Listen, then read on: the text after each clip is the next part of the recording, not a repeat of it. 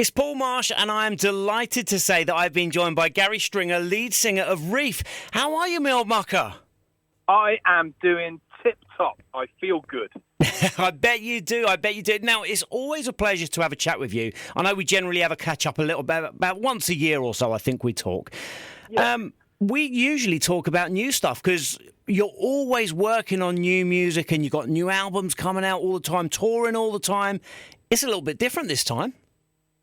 Yeah, we're going to revisit and play in full our first album back in 1995. So our first album, the first Reef album, called Replenish, and it's been emotional revisiting it. I put it on the other day, driving back from London to Somerset, and I hadn't heard it in 30 years. Now that's gospel truth. I'd heard old songs, but I'd never played the record start to finish since we finished mastering it. So all those years ago when we put it together, sequenced the songs, I hadn't played the whole thing through. And I was blown away. I was really happily surprised at how good it sounded, if I say so myself, and how well it stands up. So I'm stoked. It's been really, really cool to revisit the first step of our journey. Well, obviously, since 1995, you've had a change of lineup. You've got obviously Amy and Luke with you now. I guess the first thing I've got to ask is have you had to go through the whole album with them and teach them some of the bits and pieces? Well, we just did our first session in the studio up in Norfolk last week. So we just spent 3 days, first time. And I listened to it in the van twice. That was my homework, and, it was like muscle memory. It all came back Really? Yeah, but, those two were such great players. Luke Bullen has played with some amazing artists. So, Roxy Music and Billy Bragg and, all sorts. He's a world-class drummer. And Amy Newton, she's a superstar. She can shred on the guitar. Yeah. She's got a beautiful voice. And she's relegated me to about third best looking in the band. It doesn't say much for Luke, does it? Well, hey, no comment. I'm not attributing names to the other places. Well, look, when you got a beard like Jack's, I think we all know where Jack is in that lineup. Hey, King Kong. So where did it take you? Because obviously, like you say, as we all know, with anything over time, and especially with lineup changes and all that, as any relationship changes, there's good times and there's bad times. So when you revisited that, where did it take you? Good times. Yeah. Absolutely brilliant. Without giving you the whole rundown of exactly what was happening then, I was young. I was 20 years old, something like that, and moved up to London. I'd been in a band with Jack, the bass player, so we'd been playing, we'd known each other since I was 16. And we went down to Cornwall, and we had a band, and we were surfing and fruit picking and chambermaiding and, generally enjoying ourselves. 4 lads in a room. One of whom was Julian Dean, who went on to, play with Top Loader. But that band sort of, I wouldn't say we broke up. I moved out of home, I was still 16, and we went down to Cornwall and had a great time, but, young lads in one room. And I think we sort of, went home with our tails between our legs, 7 months later, probably with dysentery or something. But it was a fabulous summer. We went away. I got another job in Somerset for a short while, saved up some money and went to Morocco. Went there for about 3 months. Jack went off to New York and did his travels.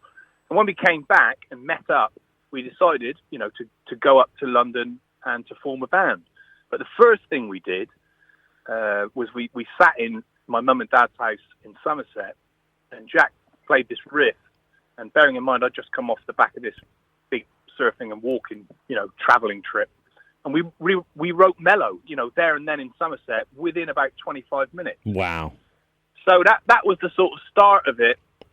When I was probably, 20-ish, 19, 20, 21, something like that. And with that song under our belt, which just came so naturally, we said, we've got to go to town and we've got to try and, get a record deal. I'd written Good Feeling when I was in Morocco. I didn't know what the chords were. I couldn't play any instrument, but I'd sung it, and, Jack and eventually when we got the band together, the band put the chords behind it. Good Feeling. I wrote that, walking from Tarazout in Morocco up to Anchor Point, there and thereabouts, and just was so stoked with my life that Good Feeling came out of that. So we had a couple of songs, but it wasn't until we went up to London, hooked up with Ken Winhouse, a fantastic guitar player, absolute talent, Dominic Greensmith, great drummer, all got together and we moved into a house. And this would have been about, 1993-ish. We started doing a few gigs in London. We started putting that album together, really. My bedroom in Isleworth, in the house, was our rehearsal space. We'd moved my double bed up onto the wall, and we'd all play in that room. And 60-70% of that record was written in that house. We all lived together, put together a demo tape like you did back then, and a press photo. And we were lucky enough to get a tape to Lincoln Elias, who was a great A&R guy, Terence Trent D'Arby and Jamiroquai. Yeah. And he put us in with, we did a gig at the Marquee, and Muff Winwood, fantastic bass player and music man, produced Dire Straits, was in the Spencer Davis group, wrote some amazing records.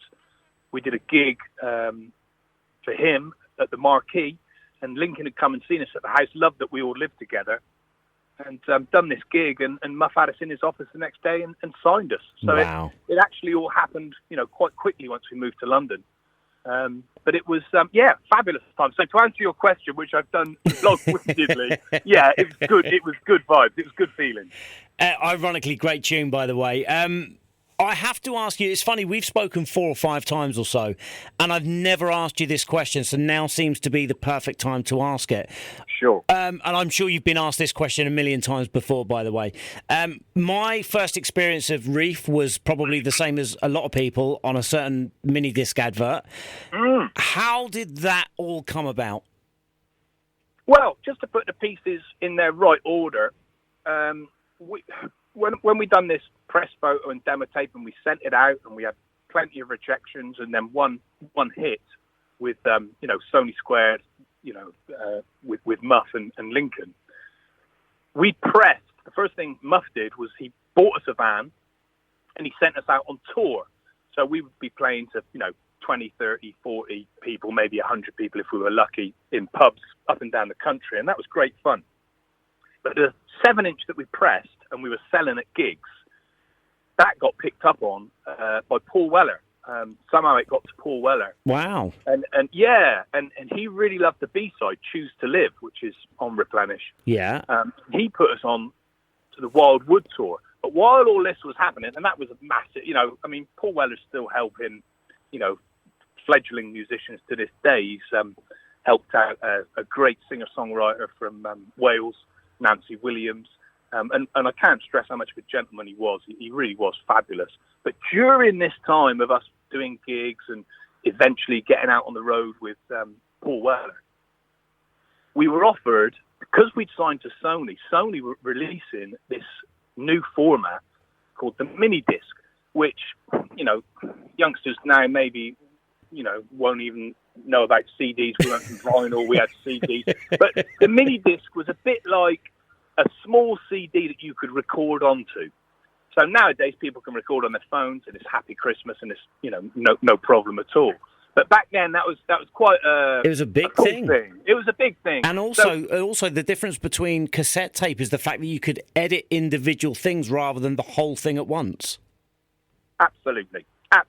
So we when we got signed, we were doing all these gigs, and this opportunity came up, and they paid us in Sony gear, so we all got hi-fis and TVs and all that. But the best thing about it was we had a limo turn up to our house in Isleworth, where we all were, and it took us to Heathrow, and we jumped on a plane to New York, and we shot this video for this new product, which we didn't know how well it would do or how poorly it would do. But it was amazing. I'd been on a plane once. I'd gone to Gibraltar on my way to Morocco, got a ferry across to Morocco. Cameron had never been on a plane. It was a big deal for us. It was really exciting. And we went over and shot this video.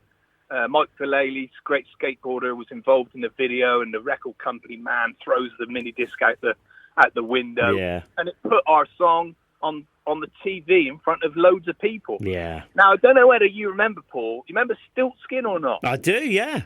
So they had this massive hit. I can't remember the name of their song. It was called Inside. Oh, there you go. Well, for me, we'd seen that, and we'd seen that they got a #1 record, and so we said to the record company, "Yeah, we'll do the TV campaign. We're happy to do that, but we will not release Naked as our first single because we thought it would go in really high, and then we'd be gone, we'd be dead." Yeah, because they that was a Levi's commercial, if I remember rightly. So for us, that was the deal, and we went and did it. We had a cracking time. I mean, we turned up in New York in this hotel. You know, there's Christy Turlington in the lobby. You know, it's like it was crazy for guys who were, you know, didn't have much money and had just got signed. It was really exciting, and it definitely helped us. You know, these days to get your music on the TV in any form, you know, people are, you know, you bite arms off to do it. So it was a great experience for us, and it really helped. And suddenly those gigs were, you know, going from 50 to 100 people. You were going to 300 people in these rooms. Then we got on the Weller tour, you know, and the album was made then. And the whole thing, you know, blossomed and bloomed. So it all worked out great. It was, it was fabulous. Amazing. And the rest, they say, is history. Well, look, I did the same thing as you. I went back and revisited Replenish, and I listened to the whole thing again, and it is amazing. But the other thing that made me realise is obviously, how many albums you have, and obviously I've seen you play loads in the past, and you tend to play like 2 or 3 tracks from each album, and then obviously you focus on the new stuff as well. So in your rehearsals, what's it been like to play all 11 tracks? It was absolutely fabulous. I mean, just listening to them. I mean, one of the first lines on the record on "Feed Me," you know, is driven home back from the city, and then I listened to it driving back from the city, and that gave me a real buzz. And it was great. We just concentrated on the new songs. The first album in this session last week, and it couldn't have gone any better. It was easy. It was relaxed. And I was just stoked at how good everything sounded. So we're going to go out, we're going to play that whole album, whatever it is, you know, 38, 40 minutes long. And then we'll come off, and then we'll come back on and play, you know, the greatest hits from the rest of our career. Amazing. Absolutely brilliant. Well, you are heading out on tour. I know that you're doing various festivals throughout the summer, but the Replenish tour is starting in October in Nottingham on the 16th of October. It's going through Glasgow, Norwich, Bournemouth, Bristol, Southampton, Manchester and Liverpool. Then into November, you got Tenby, Swansea, Leeds, Birmingham, and then finishing in London on the 8th of November at the O2 Shepherd's Bush Empire. That is how you finish a tour, by the way. It's going to be great, isn't it? It's so exciting. And, you know, I mean, we've been used these last couple of years since we released Shoot Your Ace, you know, a couple of years ago. We've been used to doing, you know, summers. So going from sort of March through till September. So it'd be nice. We're doing that again this year. We got our first show next week in Guildford, festival there. And then we're going all the way through to, you know, about the 2nd, 3rd week of November. So, can't wait. And the reaction has been great. So I wasn't sure whether we should be revisiting songs that we'd done. We had the offer come in, and I wasn't sure. And we chatted about it, and then we put something up online, and the reaction was fabulous. So music is such a big part of everyone's lives, isn't it? You know, funerals, birthdays, parties, TV, music, you know, it's just there. And to go back and play songs that everyone is so excited about, it is a great feeling, and we're real lucky boys. Well, I love this. I love Replenish. It's, like you say, listening to that again, it took me back to where I was when I first heard it. But I don't want to discount, you say your last couple of albums have been absolutely phenomenal.